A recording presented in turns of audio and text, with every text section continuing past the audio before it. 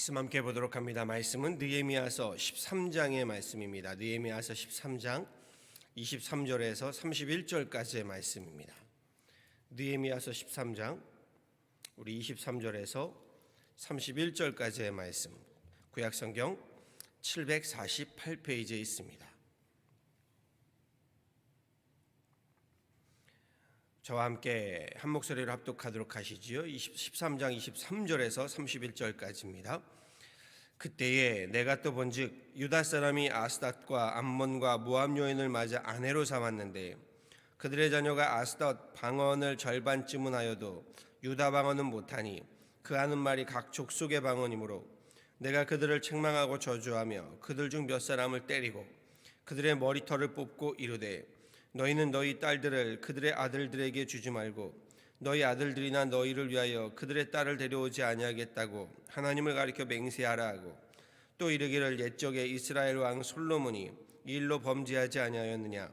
그는 많은 나라 중에 비길 왕이 없이 하나님의 사랑을 입은 자라. 하나님이 그를 왕으로 삼아 온 이스라엘을 다스리게 하였으나 이방 여인이 그를 범죄하게 하였나니 너희가 이방 여인을 아내로 맞아 이 모든 큰 악을 행하여 우리 하나님께 범죄하는 것을 우리가 어찌 용납하겠느냐. 대제사장 엘리야십의 손자 요아다의 아들 하나가 호른 사람 산발랏의 사위가 되었으므로 내가 쫓아내어 나를 떠나게 하였느니라. 내 하나님이여, 그들이 제사장의 직분을 더럽히고 제사장의 직분과 레위 사람에 대한 언약을 어겼사오니 그들을 기억하옵소서. 내가 이와 같이 그들에게 이방 사람을 떠나게 하여 그들을 깨끗하게 하고 또 제사장과 레위 사람의 반열을 세워 각각 자기의 일을 맡게 하고 또 정한 기한에 나무와 처음 익은 것을 드리게 하였사오니 내 하나님이여, 나를 기억하사 복을 주옵소서. 아멘. 오늘 본문 말씀은요, 느헤미야서의 마지막 장이지요. 그리고 느헤미야서 전체적으로요, 가장 중심적인 단어라고 한다면 개혁, 갱신이라고 말할 수 있습니다. 느헤미야가 개혁과 갱신을 해나가는 중심은요, 먼저 눈에 보이는 성전과 눈에 보이지 않는 말씀이라고 할 수 있습니다. 눈에 보이는 성전을 중심으로요, 무너진 신앙의 개혁과 갱신을 읽어가고요, 눈에 보이지 않는 말씀을 중심으로 무너진 생활의 개혁과 갱신을 읽어갔습니다. 한마디로 말하자면요, 성전을 중심으로 신앙의 개혁을 읽어갔고요, 말씀을 중심으로 생활의 개혁을 만들어갔다라고 할 수 있습니다. 신앙 생활의 개혁이었던 거지요. 오늘 본문 말씀은요, 느헤미야가 말씀을 중심으로 읽어간 생활의 개혁의 모습이지요. 앞서 느헤미야는 하나님의 거룩한 백성, 성민으로서 살아가야 하는 신앙생활로서 안식일을 거룩히 지킬 것, 주님의 날 하나님 앞에 예배로 거룩하게 지킬 것, 예배 생활에 대해서 이야기하고요, 여기에 하나님 앞에 제물과 헌물을 드림에 있어서의 예물 드림에 대한 올바른 신앙생활을 강조하였습니다. 그리고 이어지는 마지막 말씀으로요, 하나님의 백성으로서 이스라엘 백성들의 결혼관에 대하여 전하고 있지요. 느헤미야는 저들에게요, 결혼에 있어서 이방인들과의 통혼을 엄격하게 금하고 있음을 보게 됩니다. 느헤미야의 눈에 비친 모습은요, 이스라엘이 남과 북으로 나뉘게 되고요, 여기에 애굽, 아수르, 바벨론, 페르시아 여러 제국의 포로가 되어가면서요, 본국에 남아있는 사람들의 자녀들, 그리고 여러 제국의 사방으로 포로로 끌려갔다가 돌아온 사람들의 자녀들, 저들이 이방 여인들과 결혼을 하게 되면서요, 유다의 언어를 하지 못하고 자녀들이 이방인의 말을 하는 것을 보며 크게 질책하였다라고 되어 있습니다. 자녀들이 이방 여인들과 결혼을 하게 되는 문제는요, 단지 혈통의 문제로 볼 것은 아닙니다. 한 가정이 세워짐에 있어서요, 하나님을 주인으로 하나님께 대한 믿음으로 세워지지 않는 그 믿음의 문제, 가정의 믿음의 문제로 느헤미야는 보았던 거지요. 여기에 유다의 언어를 제대로 하지 못하였다, 이것도 단지 언어의 문제, 의사소통의 문제가 아닐 겁니다. 이스라엘의 정신이라고 하지요. 이스라엘의 문화와 전통을 모르게 되고요. 나아가 이는 곧 하나님께 대한 신앙도 신앙의 문제까지도 확대되어 연결되기 때문입니다. 우리가 미국에서 우리 자녀들에게 우리말을 가르치고 우리의 문화를 가르치는 것도 여기에 있겠지요. 그럼에도 느헤미야가 저들을 책망하는 모습이요, 조금 과하다 싶을 정도이지요. 이방 민족과 결혼한 자들을 저주하였다는 것 자체도 결혼한 가정들을 저주하였다. 그들 중 몇 사람을 잡아다가 때리고요, 그 머리털을 뽑아서 거룩을 지키겠다는 맹세를 하도록 하였다라고 전합니다. 게다가 대제사장인 엘리야십의 손자인 요야다가요, 요야다의 아들 하나가 이방 사람 산발랏의 딸을 아내로 맞은 것을 두고서는 그에게서 제사장직을 박탈시키고 내어 쫓았다라고 전합니다. 어떠신가요? 오늘의 말씀을 21세기를 살아가는 오늘 우리들에게는 어떻게 적용하고 우리 어떻게 이 말씀에 순종해야 하는가라는 물음이 들게 되지요. 그렇지 않은가요? 우리가 살아가는 지금 이 시대는요, 결혼관에 있어서 하나님을 믿지 않는 이방인과의 결혼은 문제 삼지도 않을 뿐더러요, 여기에 더 나아가 동성결혼을 사회법으로 허락하고 종교법으로도 이제 축복할 것을 강요받는 그러한 시대를 살고 있기 때문입니다. 느헤미야처럼 잡아다가요, 책망하고 저주하고 머리털을 뽑으면 되는 문제일까요? 그리하면 될까라는 생각을 해보았습니다. 그랬다가는요, 법적으로도 큰 문제가 되겠지만요, 아마 세상 사람들로부터 제 머리털이 먼저 다 뽑히게 될 겁니다. 그나마 총 맞지 않으면 다행이지 싶습니다. 특별히 제사장직에 비할 수 있는 목사직을 박탈시키려 함에도요, 인권의 문제이니 차별의 문제이니 이러면서 차별과 이 고소와 고발을 당하게 될 터입니다. 그렇다면 오늘날에는 느헤미야의 개혁의 말씀, 이 개혁의 신앙의 개혁, 생활의 개혁을 어떻게 우리가 접목할 수 있을까라는 질문을 던지지 않을 수가 없는 겁니다. 물론 당시의 문화와 지금의 문화에는 큰 차이가 있는 것이 사실이지요. 그러기에 당시의 결혼 문화를 지금의 결혼 문화로 문자적으로만 비교할 수는 없습니다. 그럼에도 이렇게 말씀드리고 싶습니다. 느헤미야가 보여주는 신앙의 개혁과 생활의 갱신은 확고했다는 겁니다. 앞서 말씀드렸듯이요, 눈에 보이는 신앙과 생활의 개혁의 중심은 성전, 교회였습니다. 그리고 눈에 보이지 않는 신앙과 생활의 개혁의 중심은 말씀, 성경이었다라고 했습니다. 우리 그리스도인들이요, 시대를 막론하고 기준 삼아야 하는 것은 하나님의 말씀입니다. 하나님께서 이방인들과의 결혼을 금지하셨던 것을요, 단지 문화의 문제, 인종의 문제로만 지금 해석할 것이 아니라는 겁니다. 한 가정이 새롭게 세워짐에 있어서요, 그 가정이 믿음 위에 말씀 위에 세워져야 한다라는 것을 분명히 우리 원칙 삼아야 합니다.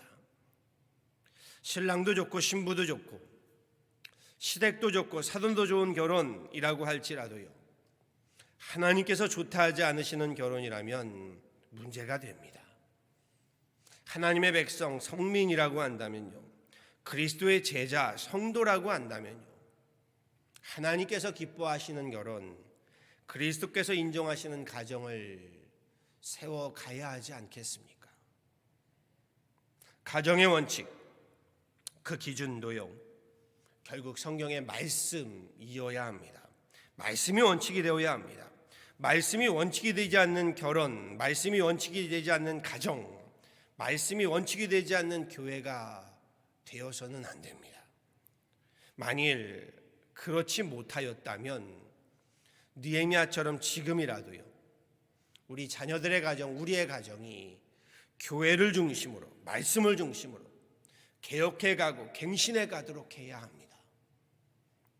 느헤미야가 개혁과 갱신함에 있어서 잡아다가 때리고 머리털을 뽑았다, 이 방법은 아니겠지요.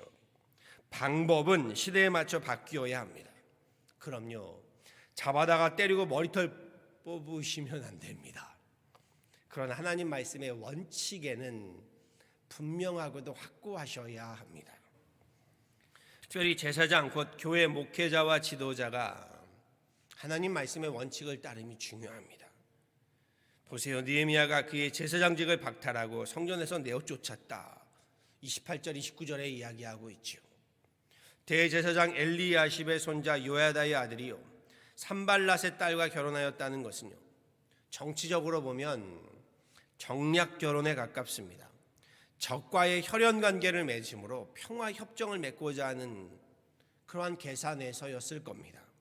그런데 보세요, 교회의 지도자가요 하나님의 말씀의 원칙을 따르지 않고 계산을 따르게 되면요, 백성들도 당연히 하나님의 말씀을 따르지 않고 하나님 말씀의 원칙이 아닌 계산을 따르게 되는 겁니다. 하나님의 말씀보다는 계산이 앞서게 되고요, 그러니 말씀을 만홀히 여기게 되는 불신앙의 문제가 되고 마는 겁니다. 그래서 느헤미야가 조금 더 본보기로 단호하게 개혁하고 갱신하였다는 겁니다. 고린도전서 3장 16절에 사도 바울이 이렇게 말씀하시죠. 너희가 하나님의 성전인 것과 하나님의 성령이 너희 안에 거하시는 것을 알지 못하느뇨. 예수 믿는 공동체가 성전이고요, 우리 각자가 성령을 모시고 있는 성전이기 때문에 눈에 보이는 성전을 더럽히는 것은 물론 눈에 보이지 않는 성전을 더럽히는 모든 죄악의 모습들, 하나님 말씀에 반하는 모습들 우리 제거하고 정결하고 성결하도록 해야 합니다. 그것이 성민이자 성도, 거룩한 백성, 거룩한 교회가 지켜야 할 본분인 줄 압니다. 오늘 말씀을요 인종차별로 성차별로 보셔서는 안 됩니다. 우리 하나님은, 우리 신앙과 우리의 믿음은요, 우리 교회들은요 하나님의 이름으로 나와는 다른 사람, 나와는 다른 인종을 차별해서는 안 됩니다. 정당화해서는 절대로 안 됩니다. 그것을 말씀하는 것이 아닙니다. 하나님은 차별하시는 분이 아니십니다. 그런데 이렇게 말씀드리고 싶습니다. 차별은 아니나 구별은 필요합니다. 하나님 말씀을 원칙으로 구별함, 그것이 거룩이지요. 바라고 소망합니다. 세상 문화는 나날이 변하게 되어 있습니다. 다시 말해 우리의 방법은 바뀌게 되어 있습니다. 그러나 원칙은 하나입니다. 하나님의 말씀입니다. 우리 하나님의 말씀을 원칙 삼아서요, 하나님 앞에 구별된 성도요, 구별된 교회요, 구별된 가정으로요 우리 바로 설 수 있도록 끊임없이 거룩한 개혁과 갱신을 읽어가는 저와 여러분, 우리 가정, 우리 인생, 우리 교회가 되어지기를 우리 주 예수 그리스도의 이름으로 간절히 축원합니다. 아멘. 함께 기도하도록 하시죠. 참 좋으신 하나님 감사합니다. 귀한 새벽 주님 앞에 나와 기도하게 하시고 예배하게 하시고 찬양하게 하시니 감사합니다.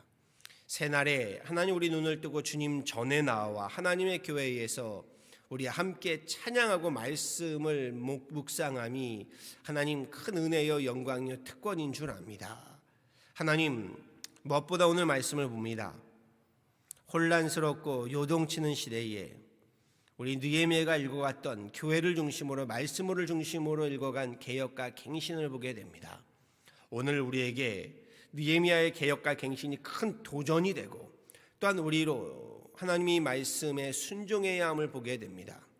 우리로 특별히 이 시대의 문화에 하나님 우리 동조할 것이 아니라 이 세상을 변화시키는 예수 그리스도의 제자로 살아가는 우리들 되게 하여 주옵소서. 내가 기준이 되지 않게 하시고 하나님 나의 소견이 나의 우리 지금의 문화가 기준이 되지 않게 하여 주시고 하나님의 말씀을 하나님 따르게 하여 주시며 그럼에도 하나님 종종 넘어지고 하나님 무너질 수밖에 없는 우리의 연약함을 긍휼히 여겨주시며 그리함으로 다시금 우리 하나님의 말씀으로 교회를 중심으로 개혁해가고 갱신해가는 우리들 되게 하여 주옵소서. 이를 위하여 하나님 우리 교회가 앞장서게 하여 주시고 우리의 가정들이 든든히 세움받게 하여 주셔서 하나님의 말씀을 중심으로 하나님을 주인 삼아 그렇게 하나님 가정들이 세워지게 하여 주시고 그 가정들이 함께 모여 하나님을 중심으로 하는 교회가 되어서 말씀을 원칙으로 삼는 가정, 말씀을 원칙으로 삼는 교회, 말씀을 원칙으로 삼는 우리 믿음이 되게 하여 주옵소서.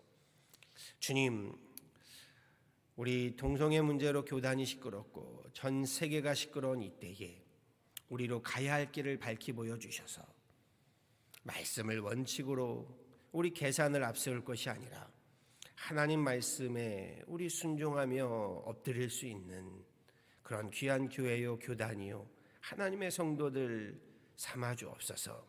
그럼에도 하나님 차별하지 않게 하시고 하나님 정죄하지 않게 하여 주시고 그러나 우리 스스로는 하나님 말씀으로 구별된 거룩한 하나님의 백성들, 가정들, 교회들 되게 하여 주옵소서.